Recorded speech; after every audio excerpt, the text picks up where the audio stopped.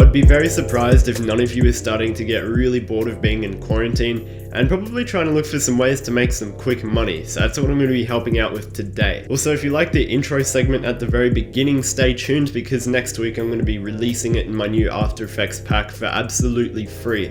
Stay tuned. Alrighty, I don't want to waste any more time. That being said, the best way to make some quick money, regardless if you're in quarantine or not, is definitely freelancing. Obviously, this is something everyone's familiar with, but all the specifics like how to make a proposal, how to get your account approved, all of that, that's definitely something for a separate video. But with everyone in quarantine, there's definitely a high demand for freelancers. I've been freelancing for the past 2 years, so I've kind of got a little client base set up for myself, and I've been getting a lot of work during this quarantine.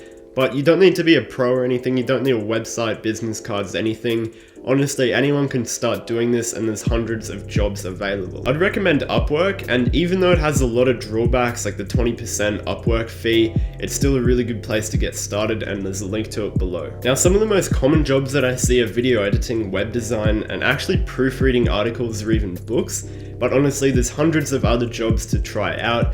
And it's a really good way to not only fill in time during quarantine, but also make some quick money. And keep in mind, this is something you can turn into a business even after coronavirus disappears. And by the way, if this interests you, I'd be happy to make a freelancer tip video.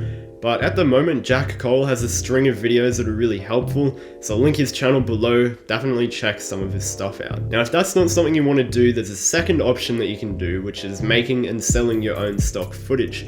But there's 2 ways you can go about it. The best one from my experience is by making custom designs in Adobe Photoshop or Illustrator and then uploading them to websites just like Redbubble. Keep in mind, most people on these websites are chasing laptop stickers and phone cases, maybe water bottles.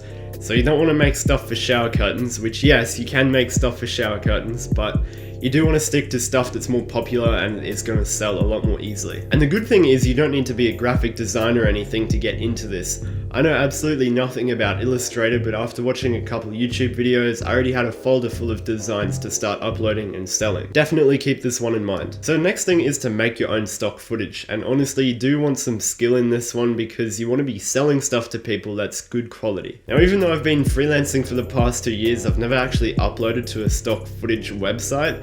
So I can't really talk about it that much, but again, you do want to be good with your stuff and have some experience and skill and even a portfolio maybe, just so you can sell your stuff and interest people. Another tip is to take a look at what works for other people on other websites, like video blocks for example, and then using that as some motivation to start getting traction and selling your own stuff. Alrighty, 4th on the list, which honestly is the most sketchiest one out of them all, which is to do online surveys and get paid for it. I've never done online surveys, or at least ones you can get paid from, so I can't tell you if this is legit or not. I've read that Swagbucks is the best online survey completion service. I don't know what to call it, but I've heard some people make up to $200 a week from doing this, so definitely something to try out during quarantine. By the way, I don't know if there's a threshold that you have to meet before you can actually cash in on your money.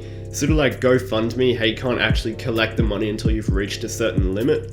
So keep that in mind. By the way, if any of these websites that I'm talking about interest you, definitely check the description below because I've linked them all there. Alrighty, this last method is only going to apply to a small amount of people, but it's actually to get PayPal donations to make a podcast. And no, I'm not kidding, this is something that I actually read about. One girl did this and she got a pretty neat income from doing it just by getting PayPal donations to continue her podcast. But tips for making a good podcast are an entirely separate video. But here's the 2 main rules that you want to follow, which is to keep it relevant and original, which to be fair, that's something that you need to keep in mind with a lot of things, but especially when you're making a podcast. It'd be interesting to see a high school student podcast about how coronavirus is changing education, but bear in mind, making a podcast right now is probably pretty hard since we all have to follow the social distancing rules. Alright, I bet there's tons of other ways to make some quick money during quarantine, and to be fair, a lot of these are based around photo and video stuff, just because that's something I'm familiar with. But if you've got other suggestions, leave them below and help everyone else out.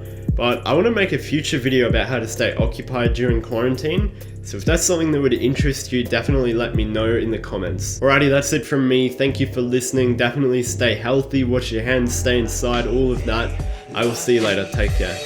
In my old car, broken as the roads are, empty as the gas tank, but I'm going so far.